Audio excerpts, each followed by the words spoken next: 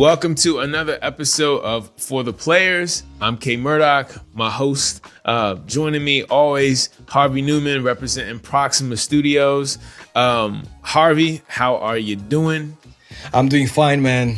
Happy to be here again. I know you had a good holiday and stuff, so it's good to actually kind of have you back and be back doing this, because I miss talking games, man.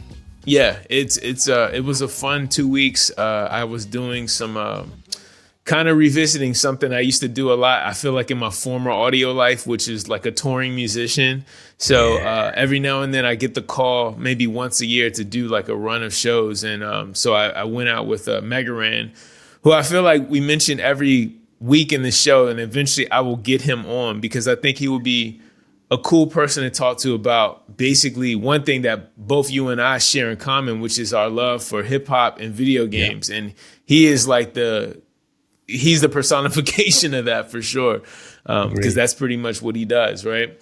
Yeah. But for this episode today, I was like, man, and this just stems from us having our internal Proxima meetings. I was like, I think, in the effort to stay transparent with like the people listening to the show and fans and just people who are curious, I wanted to just talk about where we are in the creation of the IP we're working on at Proxima, which is Warship Jolly Roger. And then maybe even on a broader level, talk about how to go about getting a game funded. Because we are literally living this experience right now, right? Great. So, yeah. Cool. No, so the question was, which one should I start? Start with, do you want to give like a general update about, because, I know we were talking about this internally, like people have been asking on Steam, like, what's up with the game? Like, you all dropped the trailer, but what's up? Agree, man. So, it's for all those that know, all the developers listening right now, obviously, we all know how long a game takes, and it's no easy feat, especially when you start a new studio. It's hard. It's harder than actually like being in a studio already established and creating new games, which is also hard.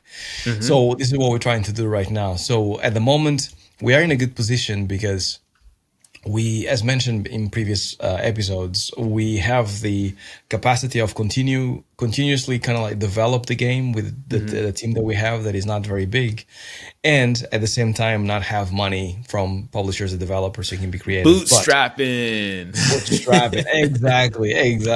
So, but we now have to, like, we just been now to a show called Develop Brighton here in the UK. And basically, it was the first show that I found after 2 years. I found that the sentiment seems to be different now in the games industry. I feel like publishers are finally realizing that, because it's been a couple of years now that they haven't really been investing heavily in games. I feel publishers are now ready to invest again, right? They were asking us a lot about, when are you releasing the game? And like, what is the date? All that stuff.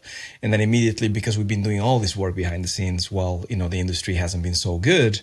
Our release date is earlier than expected. So immediately perks up their ears, and then they go, oh, wait a second. So if it's this date, then let's talk about it. So we talked with a few of them on Develop, but Develop is a small show.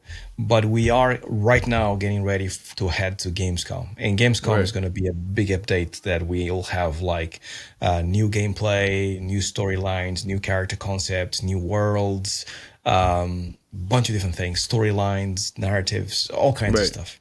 Right. And talking about that, like one thing that's always interested me is, what do you think is the reason why, like, I guess publishers, do they look to have like a portfolio, like, okay, these are the games we're releasing in 2025, 2026. Is that why they always ask that question, to make sure like, okay, we can back this game because it's one of the games we can get behind to publish for whatever that fiscal cycle, Yeah, absolutely. So you hit it spot on. They need that. Because you have to think about it, and this is what I'm learning as well through my experience, founder, the CEO, multiple hats and shit. And things. So family friendly show. Yes, yes, yes, yes. So basically through it, you kind of realize exactly what they're looking for and why they're looking for these things, which gives us a better understanding on what to deliver for them. But what I found out is that through the experience is very much like investment, right? Like, every single quarter, like a company like Tesla or Apple or whatever, they'll actually give their updates on what's coming next. Okay. And the ideas and the things, the innovations and all this other things and the profits. And based on the sentiment, they'll go, we want to invest or we don't want to invest. And like basically the publisher role right now, investor role is very much like having a feel for how the industry is doing right now, what's popular, what's working, what's not, all that stuff. And then kind of like projecting 3 years from now, what's going to be good and all that stuff, right? So when they look at our game, which is an action adventure, narrative-based game, all that stuff, sci-fi, then they will actually have to, given all these things that we've been looking at, does this fit within what we want to achieve for the next few years? So that's it, which is good for us as a developer because we just have to focus on building the best game possible and then hopefully finding the right partner, investor, publisher that we can find. And finding that right publisher, do you think it obviously makes sense to kind of like lean towards publishers who've published games that are akin, like similar categories or genres as what we're doing with Warship, right? Like you wouldn't go to, for instance, like a publisher that's known for making like cozy games to necessarily publish what we're doing, which is more action adventure, has gameplay mechanics and stuff akin to that, Yeah. Well, yes and no, right? Because it's easy to go like, like this publisher has done all these things with these games. Therefore, we fit in because we have the type of game. Because like sometimes they actually want to diversify their portfolio and they want to come out, right? They want to come out of like just doing narrative single player games. They maybe want to do multiplayer or they maybe want to do, I don't know, RPGs or JRPGs or something like that. So like they didn't want to diversify, so maybe doing more of the same doesn't really work for them. And then there's the other side. For example, we are talking with a couple of publishers that they actually have been mostly on mobile all the time, but they've been doing incredibly well on mobile. So they have the money to spend, but they want to come out of a mobile and they want to go more into the AA, AAA kind of titles with an experienced development team, right? And that's what we are, right? We have a AA, AAA kind of game and we are an experienced development team. So for them, it's perfect. But it's kind of like it goes both ways, right? It's like almost like dating. Like us looking at a developer that actually maybe publishes in mobile might be like, wait, maybe I want to go with this other developer that is much more sexy and has done all these things. Let me swipe right. Exactly. And it's the same thing for publishers, right? Like we need to make ourselves like attractive to them. So they'd be like, oh, these guys actually have all these things going on for them. So we want to actually kind of like hang out with them. So yeah, it's kind of like, it's complicated basically. No, trust me. I say this every episode, but man, working on this side of it now, it's just you just have so much more of appreciation between like the dev cycle of these games and how hard it is. Like I think we've even said it's like magic getting one of these games done because 100%. You got to think there's like 1,000 studios all across the world and there's only a certain amount, like a finite amount of games that get published per year. So it's pretty amazing. It's almost like getting drafted to like the NFL or NBA. It's a really rare thing, 100%, man. Yeah. It's like, I don't think people realize how much of a miracle it is to actually kind of like have, like how I actually was talking with people that develop and they were telling me stories of people that I actually worked with that created their own studio. And then they tried for the last year or two to kind of get their games published or, getting funding. And they basically ended up shutting the studio because they couldn't do it. Right. Wow. And we're given the state of so there's more people quitting right now, studios quitting now than there is studios prevailing like us at Proxima, right? Wow. And it goes to show how much resilience you have to have. And it's not just me, it's just us as a team that we really have to believe in the project to kind of like really be here and just still be going when things are so dark in the industry right now. Yeah, man. I mean, especially considering, the last year and change, of just like noticing like studios being shuttered and shut down, and games, even Mm. internally on our team, obviously without saying anyone, just like hearing other stories from yourself and other people, and it's crazy. Like It's yeah, nuts. yeah. It's hard But times. we But I remain said resilient, we remain So resilient, and as we keep saying in our studio meetings every week, like if we actually make it and then make the game and publish the game and it's a successful game, we can go and have beer somewhere together right, as a team right, and talk about the times that we actually went over and prevailed when right. everybody didn't. You know what I mean? Like it's gonna be a good story if you manage to make it, Yeah. uh, but it's gonna be a long road until we get there. It is a long road, and one thing I will also say regarding this subject too is I think, and this goes just from other teams I've worked on, like leadership. It all starts at the top. Like I've never felt like through this process, you've always been super transparent. You've always been very, honest and always like glass half full, even when things were looking, not bleak, because it's never been super dark or like, oh No, my God, we'll yeah, never get this done.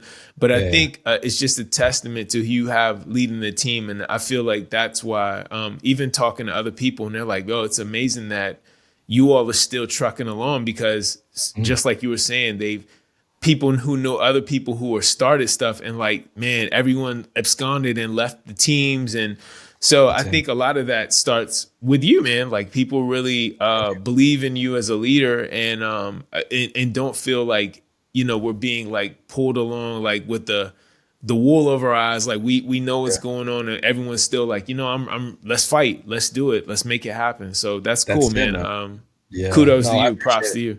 I appreciate it. I appreciate it. Like, like I think when we started Proxima, it's like I always felt, at least when I was working as a AAA developer, that the studios that like I worked in the most, the best, right, and I was more fond of, Hmm. were always the ones that the team were really united no matter what happened.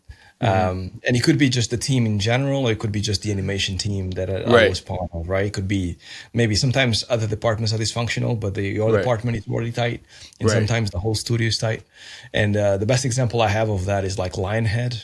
Do you remember Lionhead, Kyle? Yeah, yeah, Fable, yeah, yeah. the We were Fable, doing yeah. Fable, yeah. Exactly. So before they were shuttered, we were working on a game called Fable Legends, and the team was like so tight. And I mentioned it here before, like I think slightly in one of the episodes. But Hmm. I was watching um, it was a video, a YouTube video by a channel that actually does a lot of like the rise and fall dot dot dot, right? So They did want a line hit, huh? and then they did well about Lionhead, yeah. And it's actually, it was really cool because I could see they actually got back like behind the scenes footage from different, like, behind the studio kind of situation with Okay. Peter Molyneux and things. And I knew exactly, because I spent most of my time sitting on one specific place, Hmm. and you could tell that the studio was there for so long that that place, I could see different people going to that place that I sat down. Wow. There was different people, but the nostalgia was positive. It was very much like, man, those are great times, man. It was Right, really cool. And, the studio shut down, the project was canceled, lots of negative stuff. But right. the experience was so awesome that till this day, everybody that worked in that project, we still meet up in Guildford here, and actually have drinks and things. Like they just had one last week or 2 weeks ago, the Lionhead Okay. meetup, because people had so much fun with each other. Right. So that kind of experience kind of got stuck to my head, and I thought if I ever have something of my own, I need to surround myself with people that I feel that way, man. Because if we do, then even if we go through bad times, like we did in Lionhead when the studio was shut down and the project was canceled, we still can, after the fact, still be friends Oh, of and be course. tight, right? Which is great. That means a lot, man. I've found myself drawn to working with teams and people who are like, for me, because usually when I'm working, I love what I do. So like, where some people, I get it, it's a job, but for me, this is like my passion. You know what I'm saying? Like That's it, man. creating audio for now more interactive and linear. Like I just love creating audio, man. That's why I even say it in my email, right? Kyle creates audio. I'll create audio. It's pretty straightforward and it's very true. But Yeah. that being said, I've like when I start a job, I'm already like my last situation at Vice, I was there for 3.5 years, and I really miss those people to the point, like I was even talking to one of my bosses, like we should do the same way we used to do on Fridays, like a Google Meet hangout, just talking about video games and everything. Like, even though we don't work for Vice anymore, we should still do it. And he was like, yo, like, you're totally right. Like, I miss talking to you about like what games I'm playing on Switch or just like gear I bought and stuff. And I was like, yeah, man, like just because the job stopped, if we had a real enough friendship, we should continue to be friends, you know? And I get it. It's not always the case and the goals, because some people are very much like, I come in, I clock out, peace. But for me, I don't know, it just means that much more. And incentivize wanting to make the product even better, because I'm like, I love these guys. I want to make the best product and do the best job. So completely, man. And you know how talented everybody is, right? And what everybody brings to the table. So when you have that, then all of a sudden it becomes very much like, I need to up my game because this guy's doing for sure. things. For sure. And it was always the case in studios like Lionhead that you walk around the studio and you don't know anything about like creating characters or like, I don't know, audio design or anything like that. But then when they show you, you're like, oh, snap. This is like, I always remember like at DICE, they actually had like, we had like this weekly meetings on the cinema because they have the most poshest, most amazing studio. Oh my God. And it's over 3 levels, three whole floors of like, you know, and then the top floor has a cinema. And then we like, it's not a big cinema, but it's like enough to actually hold maybe 50 to 100 people. That's amazing. And then we had like showcases, right? Like I would showcase animation as a lead of animation and stuff. And then there's the audio guy. He actually, when we were working on Star Wars Battlefront, he actually showcased how he actually created the audio for the lightsabers kind of hitting each other, because he went to the ranch, to the Lucasfilm ranch. Skywalker Ranch. Yeah, exactly. To make sure that they'll actually understand how they actually produced it. But then he actually went about it in a different way. And then he went to a bridge with a metal cable, and then he realized that he had another metal rod with a cable in the bridge that is actually like super tense, and if you actually flick that cable and then kind of like put the metal rod on it would actually create this distortion sound, right? And then we are all looking at it like, this guy is crazy, like how is that going to sound like a lightsaber? And they were like, and then we put this filter and that filter, and we got this magic and that magic, and this sound is how design, man. It's amazing. And then it was like, oh my God. So that stuff is inspiring, man. So when you have lots of inspiring people coming together for the you know, the bigger or the development of one thing, like that one thing becomes bigger than any one person, which is great. Right. No, man, you know, it's funny because I've been saying like a lot of stuff that we've been doing for like this vertical slice of Warship Jolly Roger. For the most part, like obviously I'm doing sound design and creating sounds, but a lot of it is more sound editing, taking things that already exist and just kind of tweaking them to fit kind of the aesthetic of our game.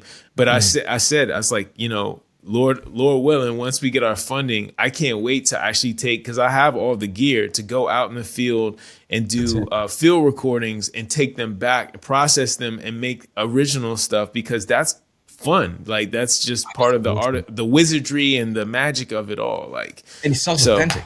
It sounds really authentic, and it creates a really good story as well. Right. And I hope we actually have success with this game in the studio, because I would love for us to every single department to go like, this is how we created the sounds for Warship Jolly Roger. This is how we created the levels for Warship Jolly Roger, and just go like department by department, because we all gonna have stories about how we started and how we ended. Right. And how ghetto we started and how polished it became. Oh my God, yeah. And, you know what I mean? Like we all gonna have that. Part of the journey, man. Like, you know, you gotta start somewhere. That's it, man. And you know, with the idea of getting kind of like a video game, you level up and get to the end, you know. And then once you get to the end, it's like new game plus. Like, what am I doing next? You know, like exactly, man. It's really cool. Like I always appreciated like other departments. Sound specifically, as you can tell, Kyle. At the moment, sound, for those that don't know, the sound department is probably our biggest department. That is true. And it's just 3 of us, which is kind of funny, but you know. But it's the biggest one. It's the biggest one. Yeah. So shout out to Johnny, Justin as well. You got to work with Kyle, so he's really cool. Yep. Um, let me see. Okay, so before we segue into like the broader part of what we're doing, um, anything last things you want to tell people about like what to expect with, I mean, that we can publicly talk about, because I know we've been talking about a lot of as Yeah. far as like what to expect with maybe coming updates, whether it be on Steam or like YouTube videos or whatever. Yeah, I think like I'm kind of hoping, and even the team doesn't know about this, so this is like, breaking news for everybody listening to this. You're getting it live, but I'm kind of thinking that like we dropped our teaser trailer last year in December, and it was like a Herculean effort, as Kyle would know. It took a lot from us. It was really stressful. Oh my God. So like we kind of like need to plan things better for sure. I mean, this is part of growing as a studio because we have to do it, but it came out really well and the reception was amazing. Kind of hoping that to get something for the masses like this December to kind of like segue a year after what have we done. Right. But I think it's going to be much more about like what the game is this time. So like explaining a bit more about the game. So these things are difficult to promise. And this is why a lot of gamers get like annoyed with certain studios. Of course. Because they talk in a like very cryptic way. But now that I'm on this side of the fence in terms of like starting a studio and stuff, I understand it, because like you don't want to burn bridges when it comes to investment and money and like showcasing too much, because if you get a publisher, if you get an investor, they want to be the ones helping you or maybe doing the showcase of the game, right? So if you have, I don't know, let's see Epic, just to kind of like randomly say a publisher wants to publish the game, they would want to kind of slot in the game into the marketing plan that they have, and then just have a cadence of showcases. And they'll most likely tell us as a studio, like, can you guys showcase this thing that is really cool and that thing, and can you put it together in this way? And then we can give it to Epic, and then they'll distribute it whenever they want, right? But if you start showcasing too much of the game ourselves, it means that we burn that bridge, and it means that we have to keep on that cadence ourselves, which is not necessarily a bad thing. It's just another option, and we need to find out if you want to go that route or not. Right. Gotcha. Yeah. Okay. Well, it's good to know, because I mean, we obviously don't want to give too much away where people are like, hey man, like that was part of the reason like I wanted to invest in you all, so I can make the announcement. But at the same, I guess it's like a dance kind of, because at the same time you do have to let people know to entice investors or publishers without giving away or blowing the whole load, so to speak. Absolutely. Yeah, it's like decision making. This is why, like, Kyle just mentioned about me keeping things transparent. I like to ask the team all the time. Yes, like, what do you guys think? Yeah. What do you guys think? And I'm one of those people, like, I have no problem sharing my opinion. I feel like, there's an expression, closed mouths don't get fed, or in the sense of just like, if you don't say something, you don't know what a person's thinking. And 100%. Because I am, again, trying to work in the greater good of the team and making this IP get created, like, I want to share my ideas. So I'm thankful and I welcome the idea. Like, when you open it up to us, I'm like, yo, let me tell you what I think. But at the same time, like, I don't know. Some people I know are a little bit more reserved, and it's just personalities, Personalities, yeah. Because I think if you ask enough times, people start talking. Right. And there's always the thing about some people just come in and they may feel overwhelmed because there's always people with experience. I'm the junior or I'm the intern or whatever. I cannot speak. But I think if you ask enough times, people start kind of sharing. Like, so we have Mark, for example, with us, and he's more on the junior. He's a really amazing modeler that is helping us out. Shout out to Mark for all the hard work that he does with us. But basically, like, he started that way. He was not very spoken in the beginning, but then now he's basically outspoken and all that stuff. No, I think the environment that we have it's good for that. Like, like to find out if it's cool, and people ask questions. Sometimes they don't understand exactly what does it mean about publishers and investors and the choice that we have. But to me, it's good, because if I just do it myself because I think it's the best solution for the thing, I might make a mistake. And for me, my biggest worry is that, like, then having to say, sorry guys, I messed up. My bad. My bad, exactly. And I don't have a problem saying that, but I think that is much better when we all decide, let's do that. And then if he kind of we fall out in the out in our faces, it means that it's all of us, not just myself. Even though perhaps I was the one that talked about the idea, but that way we all be like, well, you know what I mean? It is what it is. Well, let's keep moving forward. Well, you know, it's funny you mentioned Mark, because I also think about another recent addition, Jason, who our audio programmer, and he was saying similar things of like, I've known Jason now for over about 10 years. And when I was kind of enticing him to, or, you know, pitching to him to join the team, he was like, he looked you up and he was like, oh my God, like, he was, I don't want to say, I guess he felt a little intimidated at first, like, but I was like, dude, Harvey's mad cool. Like, I wouldn't even have brought you in if I didn't think this was going to be a good fit. And I was like, dude, like, you're helping us. And like, everyone's like on the same tier. It's not like we all look up to, like, I mean, you know. No. Not so, at all. already I can tell he's gotten a little bit more comfortable from just slacking me messages to being able to share with the greater, team, which is nice. It just shows that people getting more comfortable about communicating ideas and feelings with the greater good of the team, you know? Completely. And we need to keep the team small for that as well, right? Yes. So we all know each other. Because, I know for a fact that when the team is really big, then we lose that. And it becomes very much like, oh, he's the director of audio. And we cannot talk to him because he's so busy and he has so much in his mind. It becomes like a bit too much because then he's just Kyle, or he's just Harvey. You know what I mean? Like, he's just a person that is trying their best. And like, I cherish other people giving me ideas because half of the time is very much like us, like, you know, in the meeting going like, wouldn't it be nice if, like we did yesterday, right? I'm not going to say what it was, but yesterday we came up with an idea that Kyle instigated. And then it became like this thing that became bigger and bigger. And then our narrative director, Sylvain, that was here, basically check out the episode with Sylvain, immediately started going like, oh, I can actually add this here and I can actually expand upon it here and stuff. So it just becomes a thing. So now we have that, put a pin on it, and then whenever we're ready, we'll revisit it. It's great. Exactly. Well, cool, man. I wanted to just, I felt like we were long overdue. You know, we've been doing the show now consistently for a few weeks now. And I've had a couple friends of mine who listen like, y'all don't ever talk about you all's game. And I was like, you're still doing it, right? And I was like, yes. Like, this is to appease the people who have been asking.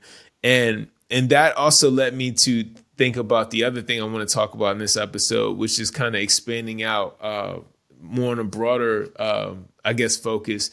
And just like, because it's been such a learning process, like how games get funded. I know we've kind of talked about this before. We, even did the episode, how does a game go from being an idea to basically being something you can download and play or buy and play. But like, there's so many routes of going. There's no one clear path necessarily, but like, do you want to talk about your experience? I mean, obviously you worked for AAA where you didn't have to worry about the funding. You were hired, like with the money and everything, from going now to being the leader of a team and being like, yo, we got to get hopefully some of this money so we can get this game made. So that's a great question, by the way. And like, I think it requires maybe more than half an hour, but I'll try and summarize it as best as I possibly can. Because it was also a little bit of a question mark for me, even though I was in the industry for so long. Because as you said, Kyle, like whenever you get into a big studio that is AAA, they already have the money. Right. Here's your salary. You don't have to worry about that. The only thing I had to worry about was just negotiating my salary, like how much or how little do I get, and depending on the studio and the position and things. That's it. That's all the money that I had to think about. It was basically my personal money. Can I get more or less? That's it. Right. But then when it comes to funding the studio, it like I knew of like little pieces here and there. So for example, like certain studios, and I won't mention any studio by name, but certain studios, there's about 2 or 3 that I know that are massive. One of the top 5 out there. They actually have internal pitching. So what happens is that even though you are part of a big conglomerate of studios that is part of a company, you internally still need to pitch the game for like next year. It can be a sequential game, it can be a brand new Okay. IP. You still need to actually pitch it. So basically, an allocated amount of money goes to your studio specifically out of the whole umbrella of studios that they Okay. have, right? So I knew that because I've been part of that because I pitched one of the games. So I was like, oh, so that's how it works.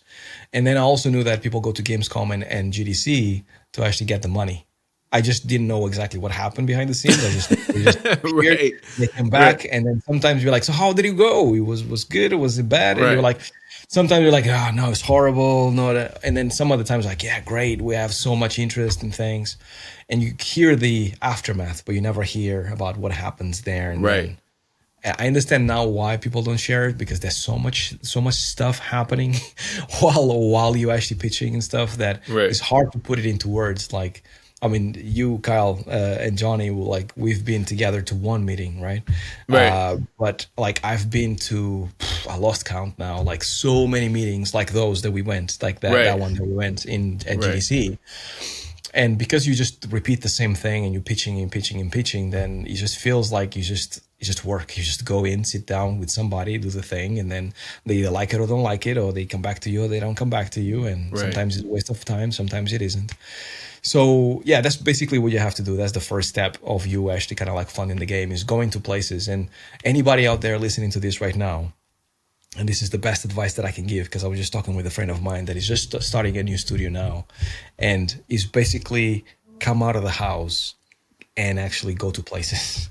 Right. Because a lot of people start studios from home nowadays, and they think because you have all the tooling and you can hire people and all that stuff from your desk, Right. and you can even pitch things online to anybody out there, they think that that's enough for them to just then start continuously pitching and stuff. And that's what I was doing for the first maybe 6 months to a year.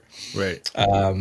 And then I realized I went to GDC just because I was curious, and I was like, maybe meeting people in person might give you a better result. I don't know. Right. It was like a reach, but I was like, maybe. And I went and I realized that it's actually night and day in reality. It's like it makes a Right. huge difference to kind of like be in front of somebody.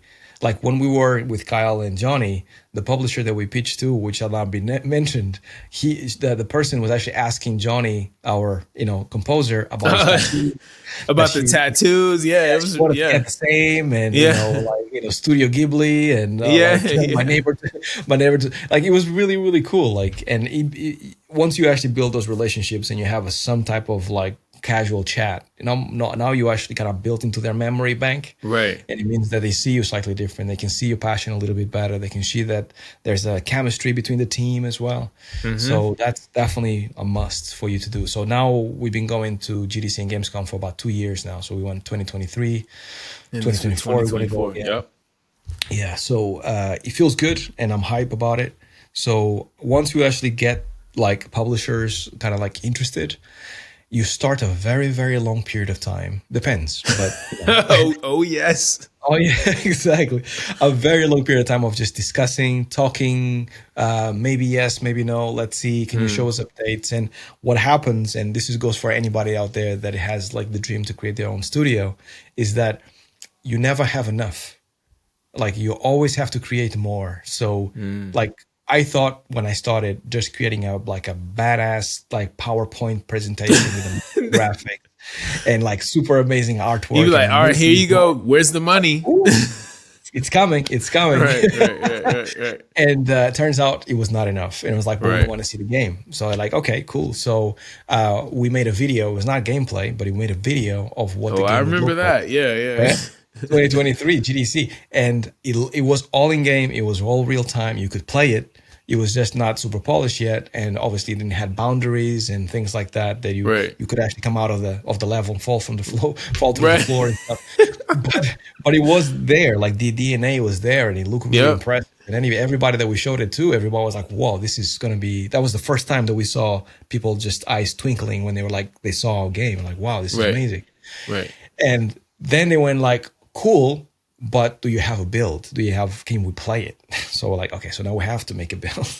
So then we started making a build, and then we were like, how much of a build we make and things like that. And then by Gamescom, we had somewhat of a build, that we showcased. And then they went, okay, cool, but the build is not enough. Like, we need to see more of the build because it's very basic. Like, okay, cool. So here's a more dedicated, like, upgraded build. So that was GDC this year. And now they're not asking for a build anymore. I think they have a good idea what the game is.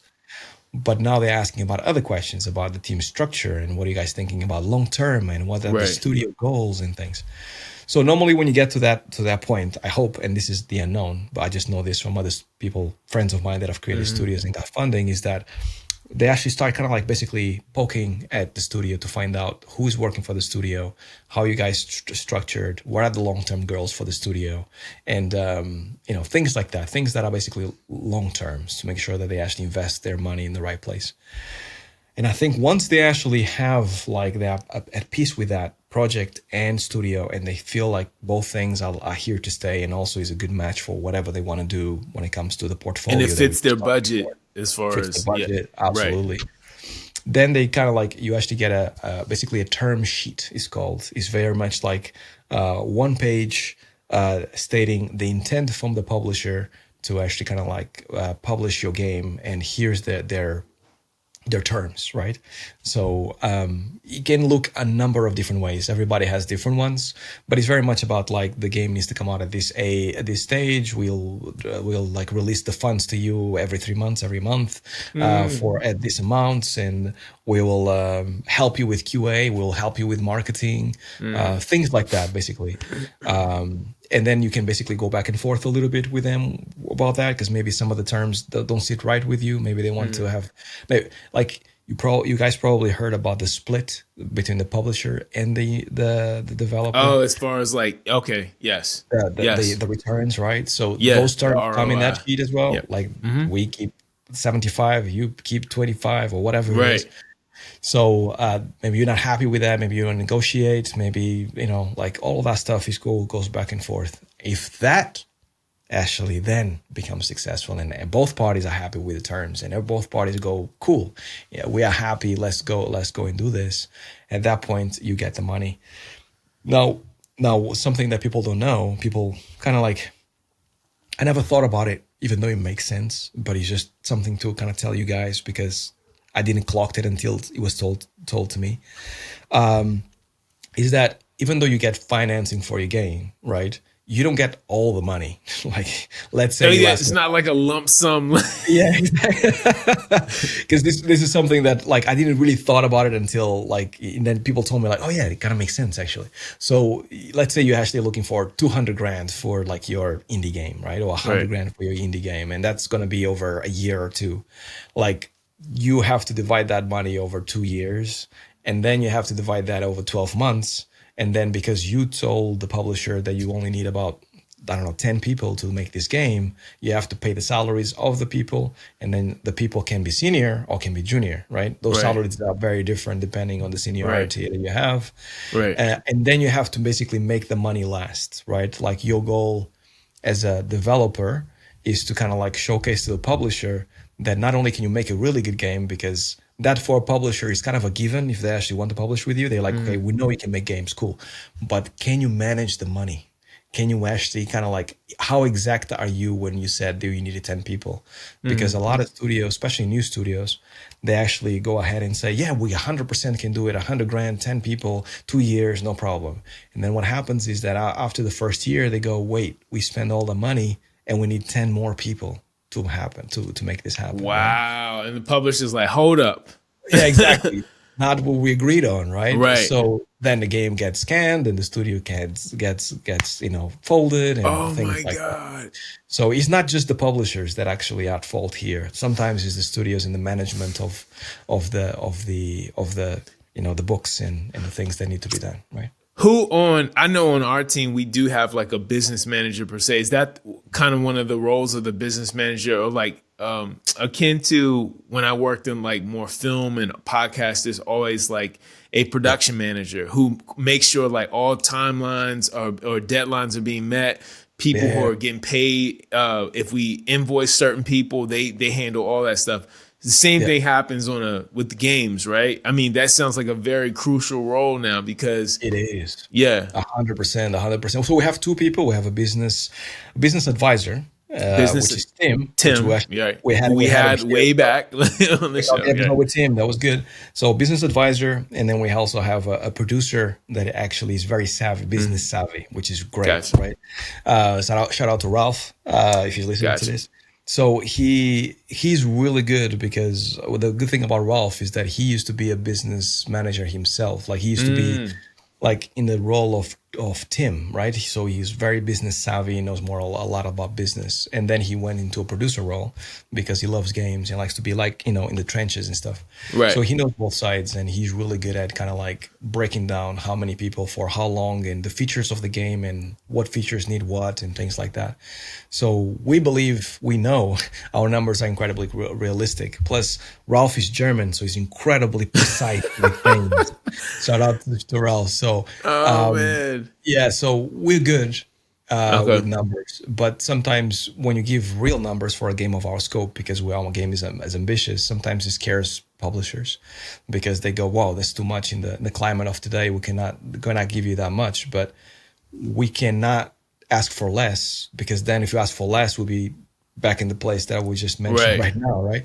That we'd be like, we're going to be shooting ourselves in the foot at some point in time, and we can try to go through hoops, but we're not going to get the same game. And what we promised is this game, so things don't really add up. So that's where we at. One last thing I wanted to ask, because this has been super insightful. I mean, we've talked about this, but I don't think we've ever kind of gotten as like granular. I'm not a math dude. Like I'm very right brain. I hate left brain, pragmatic procedural stuff. Unless it's like procedural music in games, obviously. But one thing that you talked about a few minutes ago that I wanted to ask you about was, okay, so, you obviously worked on AAA games when you were working with DICE, and the publisher with that was what, EA, right? Yeah.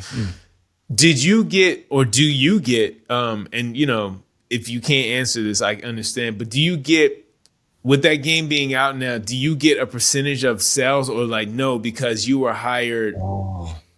Yeah, that's a great question.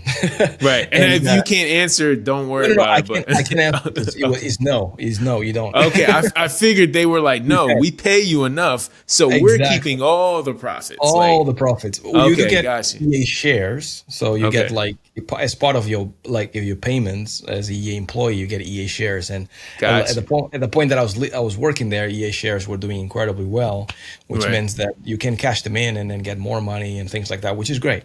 But you don't really get anything profitable from the game. You could just say, I shipped this game. That's kind of like your trophy. Like, put it on your resume, make it look good. Okay. That's it. That's all you get, right?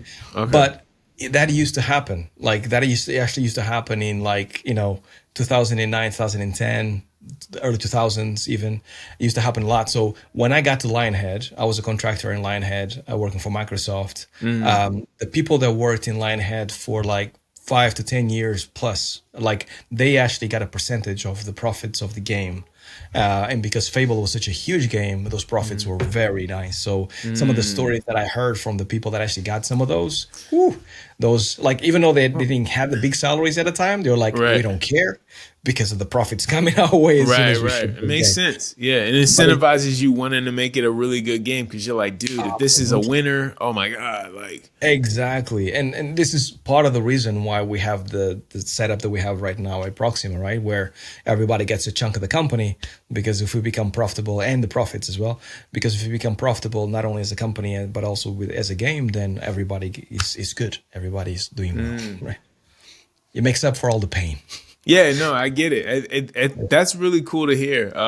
That's actually awesome to hear. And I know we have talked about that. But wow, I was just curious. I was like, I think I know the answer, but let me ask Harvey. No, absolutely, man. Absolutely. Okay. I think that model is a shame that model is gone now from the industry. Like nobody's doing it because I think it keeps people together. I really think so. Like I know, for example, that Valve does that. That is the only studio maybe in the whole of the industry that does that. So Valve, the profits are insane. They make more profit than any like Microsoft and that's crazy. They are so profitable right now. It's insane, right? And because they are like, if you think about it, you think about how many games Valve has out, and think about the Steam Deck and The Steam, yeah, yeah, and yeah. the VR headsets and stuff, right? Now think about Steam. That's a cash printing machine, right? Like Right. just the shop. Everybody goes through Steam, and now they actually get a percentage of that money, which is a lot of games, and then they keep that. Wow. But they actually hire about 70 people, maybe. That's it? That's it.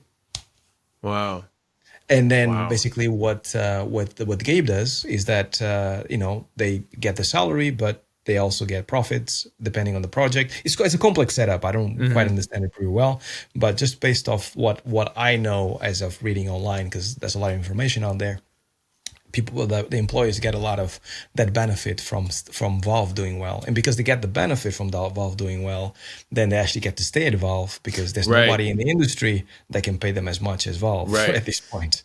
Yeah, And, that's a cool way of retention. I didn't think about that because most games, if you aren't doing something to incentivize, I guess long term, most people treat it like like, oh, this was great. We did the dev cycle. This game's out. On to the next studio. I have the experience. I have the right, experience. right. I'm going to go off. Yeah. Right. But there's nothing else motivating you. But I do remember Lionhead specifically, people were like, I'm going to wait until the next game because if I got this much on this game and the next, and now people are hype. Now Fable 2 is coming out. So it's like, oh my God, this is going to be insane, right? Dang. So if Fable Legends had came out, you might have been... No, you might have been good. By the time I got there, they stopped.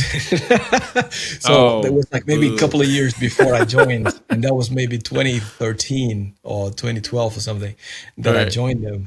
And yeah, they said like a couple of years before they stopped it. So they didn't have my any. God. Okay. Wow. Yeah, That's funny. yeah. Wow. Man. It's unfortunate. Dude, like I appreciate again, every episode for me is a learning experience because aside from us just chatting and catching up, it's always cool to just hear more about what's happening and feeling like you were saying earlier, like feeling comfortable enough to ask you these questions because I don't really. I mean, I know there's tons of places I can go, online and ask it, but asking a person who's actually worked in the industry. Someone I call my friend, like it's a really cool and colleague now. Like it's a really cool experience. And God, it never ceases to amaze me just how vast. When you think about games itself, that's one thing, but the business aspect of it is like a whole nother thing. It's amazing. It's amazing. Like this is why I have a newfound respect because this business side of things is new to me. So, like I'm like, oh my God, I didn't know all these things were happening. I was just getting here and doing the job. I was just doing my animation, man, leading out on that. Yeah. But what it took to get to here, it was a lot. So it's really cool, man. The games industry is interesting. Well, cool. If you all want to do kind of like me and basically ask Harvey questions or ask Harvey and I questions, please feel free to hit us up.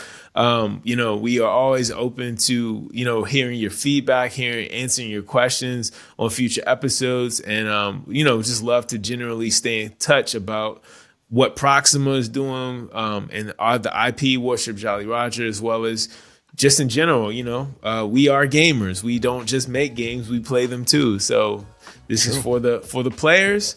My name is K Murdoch on behalf of Harvey. Till next time, y'all. Peace. All right. See you all.